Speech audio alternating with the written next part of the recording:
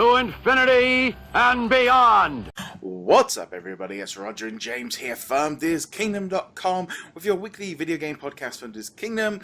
On this week's show, we're going to be talking about Injustice 2. We're going to be talking about Guardians of the Galaxy Telltale game. We're going to be talking about Kingdom Hearts remixes, which are out this week. We're also going to be talking about Star Wars Battlefront and also be talking a little few bits and pieces. But before we kind of get into all that, just going to give you guys a quick update on a little change that's going to be happening to the podcast from pretty much now on. I'm going to be running it 5 days a week. There will be basically going to be cutting this into 5 different sections, a different chapter for each day, and so we're going to be doing 5 topics each week, and then we spread out. The audio version will still have all of it all in one go. It's just for the YouTube viewers. It's going to be spread out over the 5 days, just to kind of change things up a little bit, hopefully as well, just to get kind of more people to watching if individual sections and stuff, and it's just going to be part of a whole revamp of the sort of podcasts. But as we said, we'll still be recording it each week. We're still going to be doing the same things. We're just going to be, I'm going to be slightly tweaking how the videos work. But like I said, I'm going to be doing the audio versions, but they're going to be going up at the end of the week rather than the beginning once all the videos have gone up. So just a quick overview on there, but you'll sort of kind of get a gist of what's going on with that. But I thought I'd just jump into that and tell you guys first off. So James, how's your week been? Busy. Very busy. There's so many games out right now, and they're long games. They're games that take so much time to play through. And then, of course, you know, the work, not that important, whatever. But, you know, I've had to do that too, so that's been a pain. I've had a few days off, about to have a few more days off. I'm heading off to see the in-laws and stuff. So, yes, the best thing is I can take my Switch on the go with me and play some more Zelda, which is kind of like, it's like, oh, this is actually, we're having a proper portable device rather than having my Vita and just kind of jumping into stuff that I haven't played for a few months. It's like, no, I can just carry on, just straight up carry on. So what have you been playing in the last sort of week? Well, I've been playing Horizon, still playing that. I've been playing a little bit of Mass Effect Andromeda. I did end up picking that up for the PC in the end, and it is a fantastic port. I've also been playing something I can't talk about in this section of the podcast, but we'll talk about a little bit later. So if you're listening to this in the new format, make sure to check back tomorrow so we talk about something that I can't talk about now. And if you have any idea of what's coming out this week, you can probably guess what it is. And also, fun little story, I was browsing Amazon earlier this week, and I just happened to check on the Switch, and the Switches were in stock, and I almost bought one, but I did not, because I'm still sitting here going, yes, I'm sure Breath of the Wild is amazing, but I've already got Horizon and Mass Effect and another game, and I'm just like, when would I have time to play a game that's also an 80-plus hour game? Yeah. So I am fully loving Zelda, continuing to play it. I was actually in game a couple of days ago. I don't know why, I went in to try and grab some of these kind of little things that are starting to spread. What was... Okay, I get Shovel Knight. What was the other one? It's Mario. It's the yes, old I just had to get that. And I picked up a thing of like the Mario sports cards. It was like 5 amiibos for £5 kind of thing, just to kind of be able to use it a little bit easier. But yeah, I was looking for some Zelda ones, but I don't know why. I looked in 2 supermarkets, no one's got them. But I just looked anyway, and even the person was like, "What's the Switch like? Is it good?" Everyone's telling me how great it is, and it's like, you work in a game shop, you should just buy this thing. You should just that's research for your job. You should have it. But no, I've been loving Zelda. Also, they've been doing the Splatoon 2 live like trial thing or test fire that they have been running a couple of times a day over the last 3 days. I got to try it out on the Friday night for the hour. I've never played a Splatoon. It was one of those games I wanted to play on the Wii U. Didn't get the Wii U because they heard about the NX. Thoroughly was enjoying playing it. I was doing really badly against everybody because I think there's that thing of, you know, I was playing it for the very first time, so I was like trying to get to grips of what was going on, how it works, what it works like. I was running out of ink, and I was having a good time. It took a few minutes to kind of get into the game because there was some internet issues, and literally the whole network for Nintendo, you couldn't share images, you couldn't go on the eShop, literally the whole thing, just like, I kept getting DNS, but after a few minutes I got in, and then I didn't have any issues for the whole pretty much 55 minutes I was playing the game, and I was enjoying it enough for me to say now I'm going to pre-order it when it comes up, when it because like I enjoyed playing it for an hour and it was fun. Tried to do it again last night for the same time zone during Ant Deck. No, didn't. It was not playing ball. Half an hour of constantly refreshing, getting DNS errors. No, I mean, apparently there's some people saying if you reset it, it would work and stuff. And I did a few things, but I'm just sitting there going, I mean, there's quite a few bits and pieces on sort of Twitter talking about how the test file was, obviously some of the, maybe the fanboys kind of coming straight to Nintendo's sort of defense, going, no, it's a problem. This is what they meant to happen. I'm like, no, if it does not work, it might be a test thing, but on the second go, they should have got a better idea from the first go. And I'm sorry, but you've sold 2 million copies. You should build a system around being able to handle way more than that. This is not Nintendo's first console. I just find it very like, okay, I want to see you want to test the servers, but you literally brought down the whole of sharing screenshots, the eShop, the entire network got pummeled, and you're there going, you're a 100-year-old company. You've been in video games for 40 odd years. This should not be happening. I agree, and I mean that is obviously the point of a stress test in the first place. So hopefully they will take the data from that and go, okay, we really need to create a stronger infrastructure. I don't know what kind of backend they're using, but obviously these days with cloud computing, Amazon Web Services, Azure, stuff like that, they really should have the ability to scale this to need. Yeah. And so that shouldn't be happening. But as you said, it is Nintendo, and they have been very, very slow to get with modern gaming, to get with, just internet. Yeah. And I mean, you still need friends codes for your friends list and all this stuff. I thought they said they were going to do rid of that. And also, you know what? They've released the Switch, and it sold 2 million copies so far, and almost every single one of those copies had Zelda on it. Yeah. I'm going to have to assume that the vast majority of people who have a Switch are doing it almost exclusively for Zelda. So the fact that you had this other high-profile game, even in a stress test that was open to everybody, I'd have to imagine most people were just going to play it just to play something different for a little while. Yeah, I mean, I definitely think it's probably a good thing for Mario Kart when that kicks off. I mean, it shouldn't. I mean, obviously, the stress test of having it with 1 hour or 3 hour sessions over it means everyone was squashed together. So it makes sense that it was a proper stress test, because you could. And I was hearing reports from different countries that they were experiencing different issues. I think some Americans on the second night I was trying to get on were having no issues at all. So it could be a localized issue, maybe.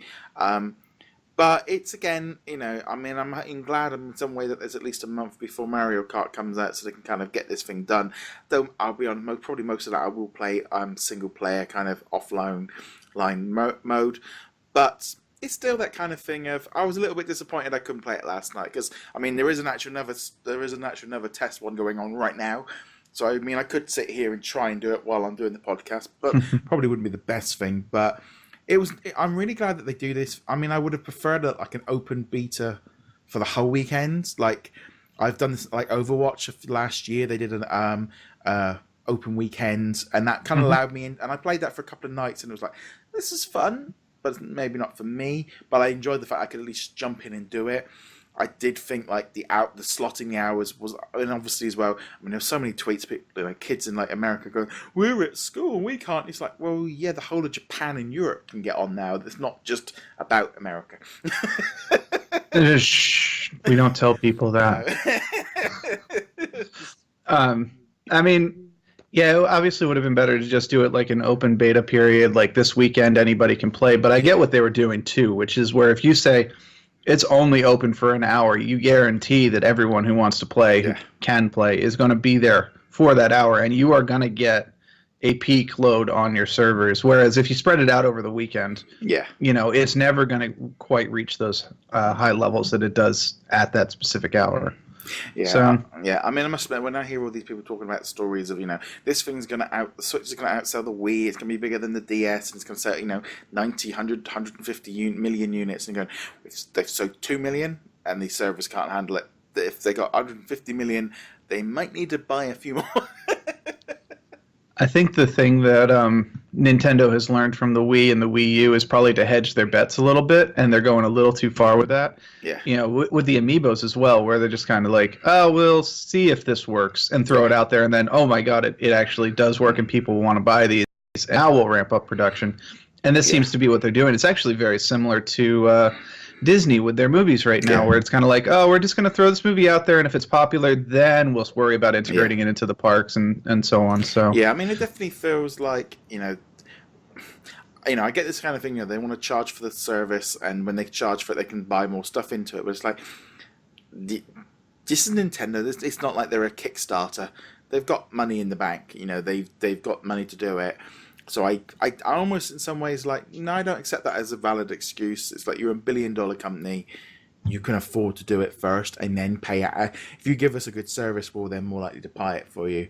The fact that the eShop, and I'm glad I downloaded the whole demo a couple of days ago. I think it was a good idea for them to do that. So I'm really happy. I hope that we get to see another one maybe a month or so before the launch of the game. I like I said, I enjoy the hour that I played playing it.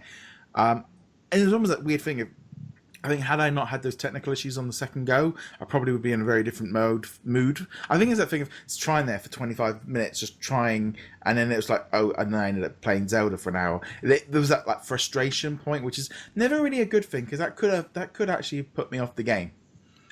And I think the thing here is Nintendo treated this as an actual technical stress test, whereas kind of the norm for these open betas, closed betas, is really like, yes, the reasoning we give is we want to test the servers and we want to test to make sure it's buggy and we can get those fixed. But really, most people are doing them to be like, do I want to buy this game? They're treating it as kind of like a pre-release demo. Yeah. It's kind of what they are.